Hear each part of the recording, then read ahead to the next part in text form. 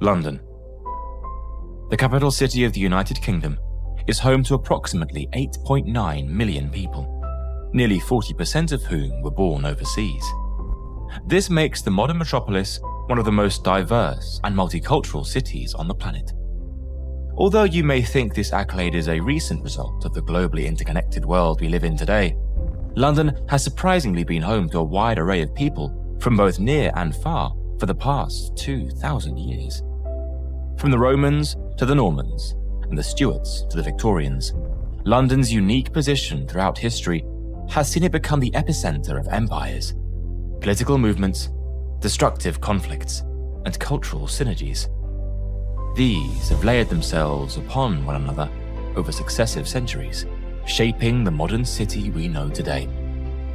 But how did London grow from a small provincial town into one of the largest and most renowned metropolises on the planet? This is how London became the capital city of the world. The city that would one day become the mega metropolis of London owes its existence to the arrival of the Romans in Britain almost 2,000 years ago, when the legions invaded the island in the year 43 AD. They constructed a defensive settlement on the northern side of the River Thames, naming it Londinium. Like most cities founded by the Romans, it was strategically situated at the narrowest point of the river that allowed for the construction of a bridge, thereby connecting it to the wider road and sea route networks of the empire. The initial settlement of Londinium was small and remained vulnerable to attack. Just over a decade after its founding, a massive armed rebellion led by the Celtic queen, Boudicca, against Roman rule swept across the greater southeastern portion of the country in 60 AD, resulting in the complete destruction of Londinium, as well as the other major Roman settlements of Culodunum and Verulamium. After the sack of the city and Queen Buda's subsequent defeat by the Roman legions, Londinium was gradually rebuilt as a planned town. A forum was constructed sometime in the 80s AD, and it soon boasted many other major public buildings, including the largest basilica built north of the Alps, as well as numerous temples, bathhouses, an amphitheater, as well as a large fort for the city's garrison. By the turn of the 1st century, Londinium was home to as many as 60,000 people and had replaced Camelot Dunum, modern-day Colchester, as the provincial capital of Britannia. Sometime between 190 and 225 AD, it was decided to build a defensive wall around the city to protect its inhabitants from future attacks. The Londinium Wall would define the city's perimeter for many centuries to come, and incorporated 6 of the 7 historical gates of the city: Ludgate, Newgate, Allers Gate, Bishopsgate, and Oldgate, with only Moorgate being added later in medieval times. By the 5th century, however, the Roman Empire was in rapid decline, and the year 410 marked the departure of the last Roman legion from Britain, bringing an end to nearly 400 years of Roman occupation of the island. With this withdrawal, the city of Londinium was largely abandoned by the end of the century. It was only with the arrival of the Anglo-Saxons in Britain that the city of London was given a new lease of life. Just to quickly pause for a moment and let you know that making these videos involves a lot of work on our side, from researching, script writing, and animation to editing and final composition. Although this is very much a passion project and something truly love doing, it can, like any kind of work or aspect of modern life, take its toll on our mental health. There have been times when the pressure of meeting deadlines, the stress of ensuring the quality of our content, and the constant need to be creative have left us feeling overwhelmed and mentally drained. It's during these moments that we realize the importance of prioritizing our mental well-being and seeking support when needed. Just like how we put in hours of effort to create the best possible content for our viewers, it's equally important to invest time and energy in taking care of our mental health. Whether it's taking breaks when needed, practicing self-care, or reaching out for professional help, we've learned that addressing our mental health is crucial for both our personal and professional lives. When these Germanic tribes migrated across the North Sea from what is now northern Germany and Denmark in the 5th and 6th centuries, they initially left the abandoned Roman city as it was and focused on constructing their own settlement named Ludeni to the west of the Roman walls, in the area around what is now Covent Garden. By the late 7th century, it had a population of around 10,000 people and was home to a flourishing port, as well as the first iteration of St. Paul's Cathedral, which was founded by the first post-Roman Bishop of London, Mellitus, in the year 604. The presence of a Christian place of worship in the city helped promote the conversion of the pagan Anglo-Saxon peoples to Christianity in the decades that followed. However, by the 9th century, the prosperous trading center and the religious treasures housed in Ludwig began to attract the attention of other pagan peoples from overseas who were bent on seizing this wealth for themselves. The Viking Age in Britain began with the well-documented raid on the monastery of Lindisfarne in 793, and shortly afterwards, other treasure-laden centers of worship across the British Isles had fallen victim to their attacks. London was no exception, recording its first Viking raid in the 830s. These raids increased in number and intensity over the following years, until the Vikings switched tactics from raiding to invading. In the year 871, London was occupied by the Great Heathen Army, which reportedly camped within the old Roman walls. By 886. The city had been retaken by English forces under the leadership of Alfred the Great, who ordered that the Saxon settlement of Linvik be moved back within the old Roman city walls. The fortifications were subsequently rebuilt, as was the bridge that crossed the River Thames, and the settlement was renamed as Linner. The city's size and commercial wealth meant that it steadily grew in importance over the following centuries. Although it faced competition for political prominence from the traditional Anglo-Saxon capital of Winchester, despite suffering further Viking attacks in the 10th and early 11th centuries, London remained intact. Upon the orders of King Edward the Confessor, it became a new center for royal power. With the foundation of Westminster Abbey, the church was completed around 1060 and was consecrated shortly before Edward's death in January 1066. Westminster Abbey then became a focal point for royal religious ceremonies in the country, with Edward being the first of 18 monarchs to be buried within the church, and his successor, King Harold Godwinson, becoming the first of 40 kings and queens to be coronated in the same building. The year 1066, however, would mark a pivotal moment in London's history, as well as that of the wider country. The Norman conquest of England was launched by Duke William of Normandy in response to what he perceived as the wrongful succession of King Harold Godwinson to the English throne. Believing himself to be the rightful heir, William invaded England, defeated Harold's Anglo-Saxon army at the Battle of Hastings, and then marched on London to have himself crowned as the new king. In Westminster Abbey on Christmas Day, 1066, under the new Norman regime, fortresses were built across the country to suppress the native population, and within London itself, several new fortifications were constructed. The most prominent of these were situated at the eastern end of the city, where an initial timber fortification was replaced with the first ever stone castle in England from that point onwards. The Tower of London, as it became known, would be greatly expanded over the following decades and centuries, serving as a bastion of royal power that was projected across the city and country as a whole. At this point, London was by far the largest and most important city in England, though it was not yet considered to be the nation's capital. Winchester retained this honorary title, as most institutions associated with royal power remained situated there. It was only after a fire destroyed much of Winchester in the 11th century that the royal offices relocated to London. A further strengthening of the city's royal connections occurred in 1097, when King William II began the construction of Westminster Hall, originally intended as a residence for the king rather than as a meeting place for Parliament. London's development accelerated rapidly during the medieval period, with its population rising from 15,000 in 1100 to well over 80,000 by 1300. Aside from its predominantly native-born population, The city was home to several foreign communities, including French wine traders, Flemish textile merchants, as well as Danish and German seafarers. A sizable Jewish population also resided in the city, having settled there at their entry into the country following the Norman conquest around 1070. Most of London was still confined within the city walls at this time, though. The area south of the river known as Souk was also growing in importance. Passage over the river had been made possible by a wooden bridge that existed in various forms for centuries. But in 1176, the timber bridge was replaced with a more permanent stone structure.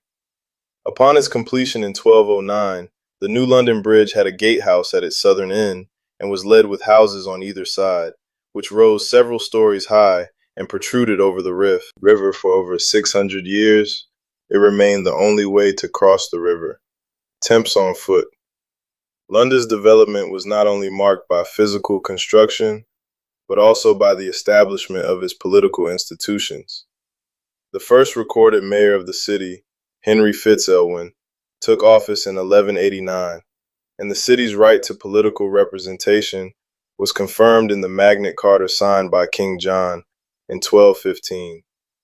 This formally declared London's unique privileges, separating it from the rule of the rest of the country and ensuring its independent governance by its own citizenry rather than by royal power. London's fierce protection of its independence was largely motivated by the valuable trade that flowed through its markets. Almost all of England's wealthy merchants lived in London, and they, along with the craftsmen who supported their businesses, organized themselves into guilds. These guilds regulated their respective trades and ensured consistent standards across the various professions. The oldest of these, the Weavers' Company, was granted a royal charter in 1155, and over the years, many other guilds are incorporated, including the mercers, brewers, goldsmiths, ironmongers, butchers, and plumbers, among many others. Despite the prosperity the tightly packed, winding streets of the city were hotbeds for disease, the most destructive of which struck London in 1348. The Black Death decimated the population and at its height killed 200 Londoners every day. The city's dense population was also prone to breakdowns in social order. There were countless riots and rebellions during the Middle Ages, but none was more prominent than the Peasants' Revolt of 1381.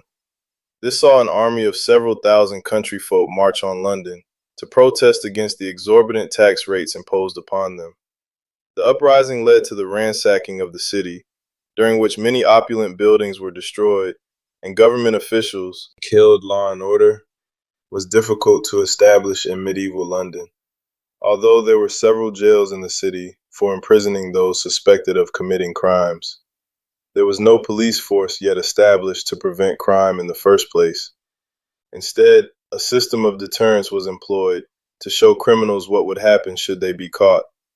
Those convicted of lesser crimes might be placed in the stocks or pillar, but for those convicted of the most serious crimes and sentenced to death, they were taken to one of the city's execution grounds at Tyne Smithfield or Tower Hill to meet a grisly end in front of a large jeering crowd.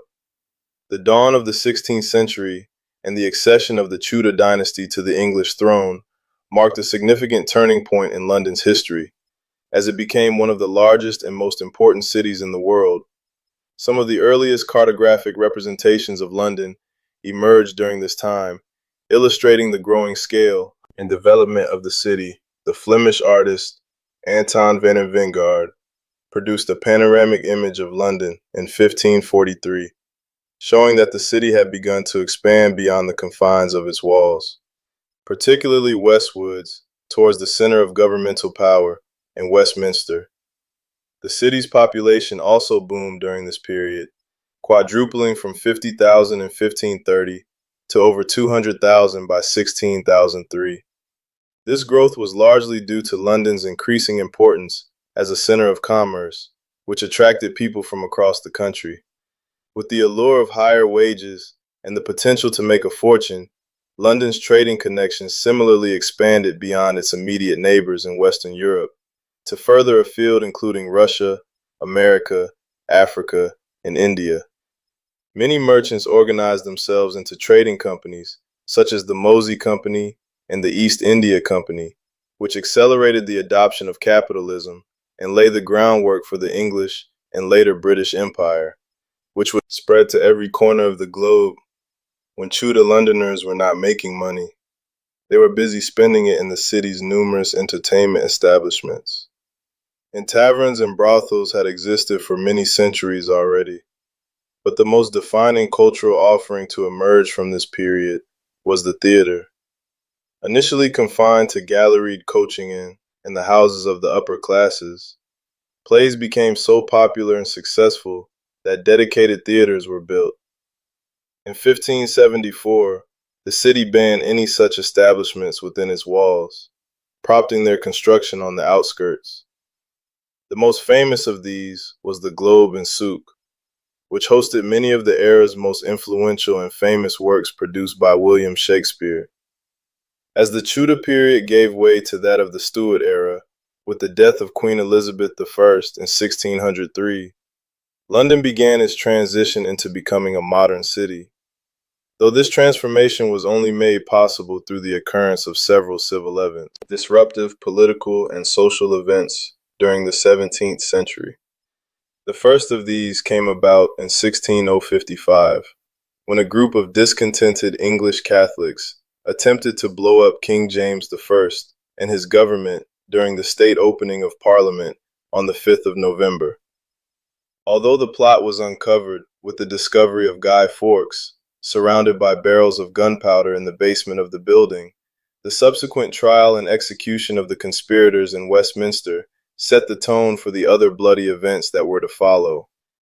When King James I's first son, Charles I, inherited the throne in 1625, he quickly alienated many members of Parliament with his increasingly autocratic rule, which eventually boiled over into a bitter civil war, erupting throughout the country in 1642.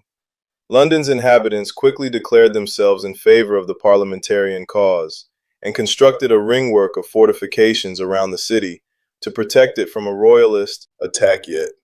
Within a few years, the TI turned in Parliament's favor, and King Charles I was captured and tried for treason on the 30th of January, 1649. He was executed outside the banqueting house in London, with his head being removed with one fell swoop of the executioners. In the decade following this, London remained the political center of the country, although it was now governed as a republic, until the monarchy was restored in 1660, with King Charles II being crowned inside Westminster Abbey in the following year. London nevertheless remained a dangerous and volatile place, for it was struck by plague in the year 1665, which claimed the lives of a staggering 60,000 people. To make matters worse, in the following year of 1666, a great fire swept through the city and destroyed the greater part of it.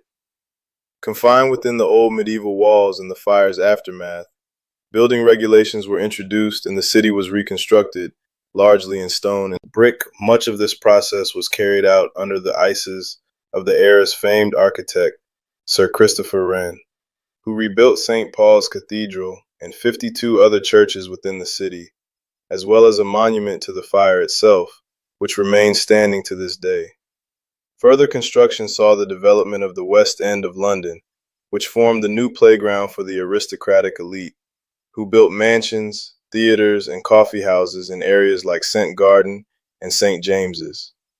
This cemented the separation of the more exuberant upper-class area surrounding the royal court in Westminster and the middle-class Myrtle City of London, which, towards the end of the 17th century, housed the headquarters of the Bank of England, the East India Company, and the insurance firm Lloyd's of London, all of which played an instrumental role in supporting the international trade that flowed out of the cities. Expanding docklands to the east, with the dawning of the 18th century, London's population has swelled to 500,000 people. A sizable minority of these form London's growing immigrant communities, comprising not only of other Europeans, like the Irish and Jews, but also those from further afield, like Africa, the Caribbean, and Asia. The city's continuing expansion, bore witness to some of London's most iconic landmarks coming into existence during this period. 10 Downing Street became the official residence of the Prime Minister in 1732, with Robert Wool being the first to reside in the building, and Buckingham Palace was purchased by George III and remodeled as a royal residence in 1761. More bridges were also built over the Thames to ease the congestion on London Bridge, with Westminster Bridge opening in 1750 and Blackfriars Bridge opening in 1769.